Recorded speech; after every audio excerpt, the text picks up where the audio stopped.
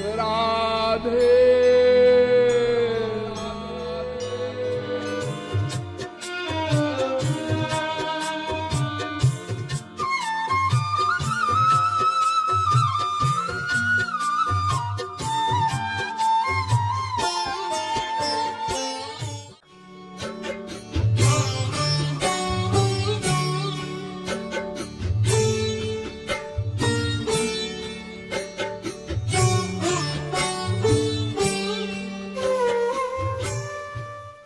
आप कहेंगे कि इसको इंद्रियों का धर्म मान लिया जाए। सुख जो है ये इंद्रियों का धर्म है।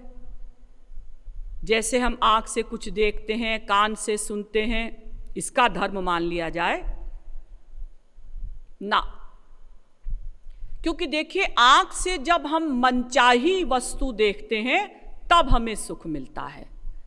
हम जिससे प्यार करते हैं, कान से जब उसके शब्द सुनते हैं तब हमें सुख मिलता है। रसगुल्ला जब जबान पर जाता है तब हमें सुख मिलता है। लेकिन रसगुल्ला अगर प्लेट में रखा है और आप उसको देखिए, सुख मिलेगा नहीं। आपका बच्चा इंग्लैंड अमेरिका गया हुआ है, आप इंग्लैंड की ओर मुंह करके खड़े हो जाइए, क्या आपको बच्चे को पाने का सुख मिलेगा? ना। जब बच्चा आपके सामने आएगा, आप उसका आलिंगन करेंगे, तब आपको सुख मिलेगा। इसलिए ये सुख इंद्रियों का धर्म भी नहीं है। तो कुछ तार्किक आए कि फिर इसको कर्मों का धर्म मान लिया जाए। सुख जो है वो कर्मों का धर्म है ना, कर्मों का धर्म भी नहीं हो सकता। क्यों नहीं हो सकता जी? हम लोग शुभ कर्म करते हैं, पुण्य करते हैं, तो हमें स्वर्ग मिलता है, तो स्वर्ग में सुख मिलता है।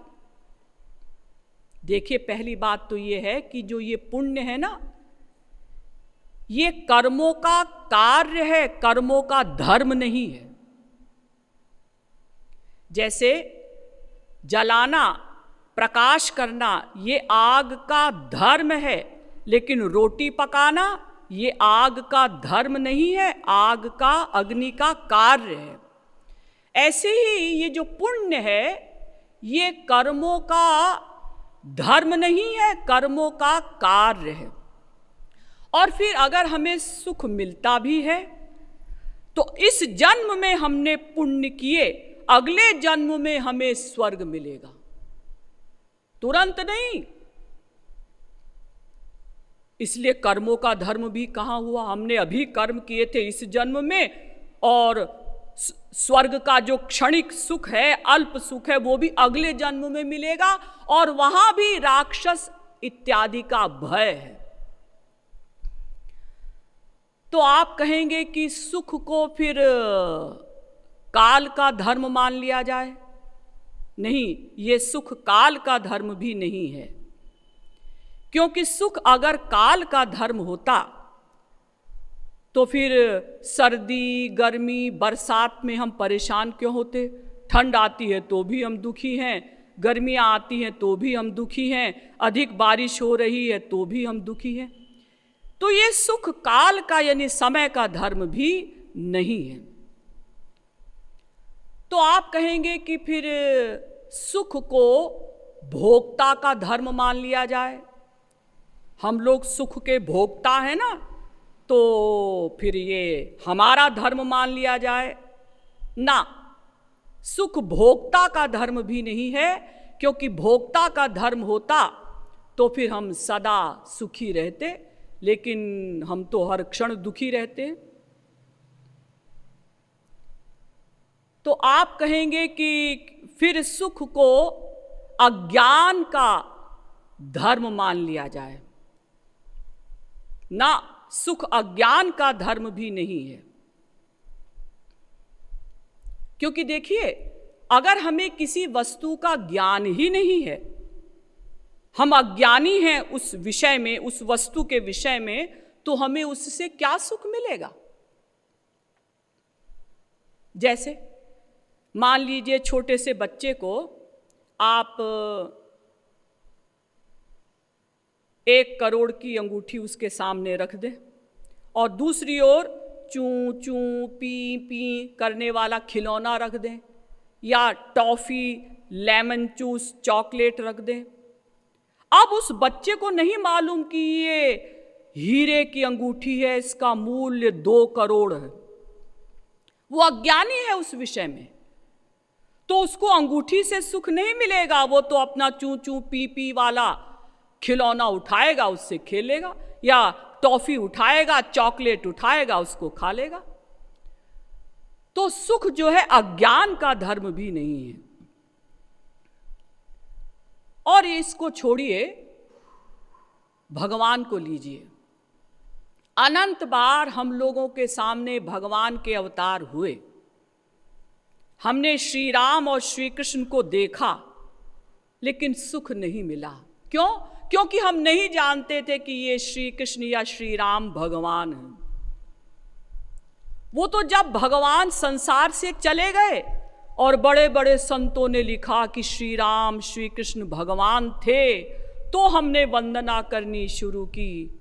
जय राम रमा रमणं शमनम। यानी ये सुख अज्ञान का धर्म भी नहीं है। मैं आपको इसको एक सच्ची घटना के द्वारा बताऊं। एक बार हमारे श्री महाराज जी रतलाम से इंदौर जा रहे थे, तो फर्स्ट क्लास कंपार्टमेंट में वो बैठे हुए थे, क्योंकि उस ज़माने में फर्स्ट क्लास कंपार्टमेंट ही टॉप का कंपार्टमेंट माना जाता था। उस ज़माने में एसी कोच नहीं होते थे। तो श्री महाराज जी के साथ ही एक और व्यक्ति भी बैठे हुए थे। श्री महाराज जी की आयु उस समय बहुत कम थी, कुछ दिन पहले ही वो जगत गुरु बने थे। उन दिनों श्री महाराज जी कहीं भी जाते थे तो पीले वस्त्र रास्ते में नहीं पहनते थे, क्योंकि पीले वस्त्र पहनेंगे तो लोग पहचान लेंगे, पीछे लग जाएंगे। तो साधारण वस्त्रों में श्री महाराज जी ट्रेन में बैठे हुए थे और उनके साथ जो व्यक्ति थे वो असिस्टेंट कमिश्नर थे। श्री महाराज जी का बचपन से ही नटखट स्वभाव है, क्योंकि रसिक संत हैं। तो श्री महाराज जी ने उन व्यक्ति से पूछा, असिस्टेंट कलेक्टर से, कि भाई एक बात बताइए, आपकी क्या ईश्वर पथ में रुचि है? उन्होंने कहा, हाँ मेरी तो बहुत रुचि है। आप संतों के प्रवचन सुनते हैं? हाँ, जितने भी संतों के प्रवचन होते हैं हमारे नगर में आसपास, मैं सबके प्रवचन सुनता हूँ। तो आपने अभी तक जितने भी संतों के प्रवचन सुने, आपको सबसे अच्छा प्रवचन किस संत का लगा? उस असिस्टेंट कलेक्टर ने कहा कि भाई मुझे तो एक जगत गुरु श्री कृपालु जी महाराज हैं, उनका प्रवचन सबसे अच्छा लगा। आज तक वैसा प्रवचन मैंने कभी नहीं सुना और मैं तो उनके दर्शनों के लिए तरस रहा हूं, कब मुझे उनका दर्शन होगा। देखिए, वो नहीं पहचान रहे हैं कि यही श्री महाराज जी हैं, यही जगत गुरु श्री कृपालु जी महाराज हैं। यानी वो उस विषय में अज्ञानी हैं, इसलिए उनको श्री महाराज जी से सुख नहीं मिला, क्योंकि वो नहीं जानते कि जिनके दर्शनों के लिए वो तरस रहे हैं वो सामने बैठे हैं।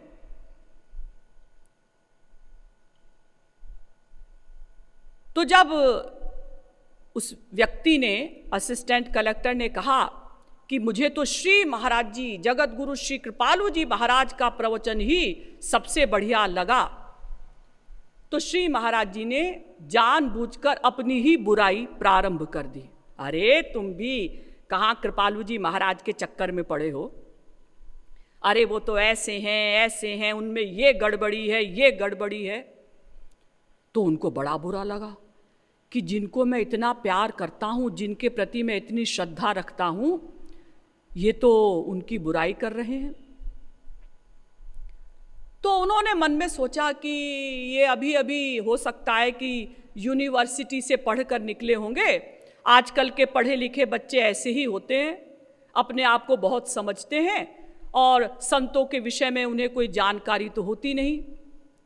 तो जब श्री महाराज जी बुराई करते रहे तो जितना भी तत्व ज्ञान उन्होंने श्री महाराज जी के प्रवचनों के माध्यम से सुना था, श्री महाराज जी को बहुत समझाने की कोशिश की, लेकिन श्री महाराज जी तो बुराई करते ही रहे, अपनी ही बुराई कर रहे थे।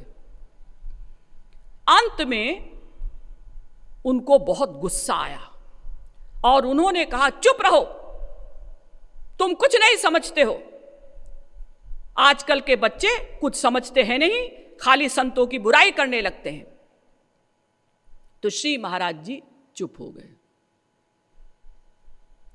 और वो जो असिस्टेंट कलेक्टर थे वो भी दूसरी ओर मुंह करके बैठ गए कि जिनके प्रति मैं इतनी श्रद्धा रखता हूं और ये लगातार उनकी बुराई कर रहे हैं।